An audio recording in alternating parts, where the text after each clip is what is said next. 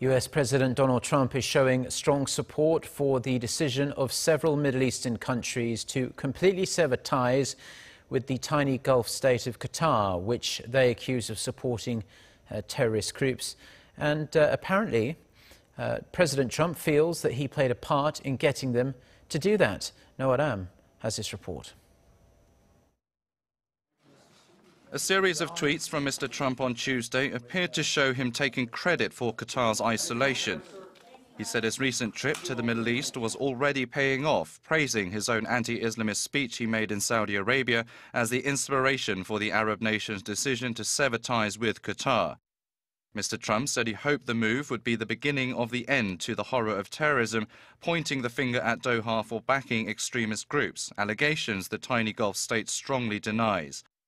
The Qatari foreign minister said his country was the victim of collective punishment by other countries led by Saudi Arabia, but added Doha was ready to resolve the issue. Qatar is home to the biggest US military airbase in the Middle East, and Washington officials say operations have not yet been affected, but this could change if the diplomatic row between Qatar and the US Arab allies continues. Mr. Trump's comments also undercut efforts made by his own staff, who are trying to play down the rift between the Arab nations. After the tweets, White House spokesman Sean Spicer said the US was in communication with all parties to resolve issues and restore cooperation.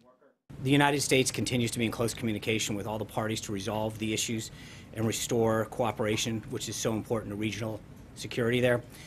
I think that there is note that his message of toughness on terror finance and extremism is being heeded by countries in the region, but the U.S. still wants to see this issue de-escalated and resolved immediately. On Monday, Saudi Arabia, Bahrain and the United Arab Emirates gave Qatari nationals 2 weeks to leave, banned their own citizens from traveling to Qatar and cut all transport links.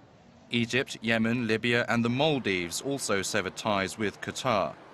Saudi Arabia said relations with Doha can only be restored if it stops funding extremists, but Riyadh has also been accused of doing the same.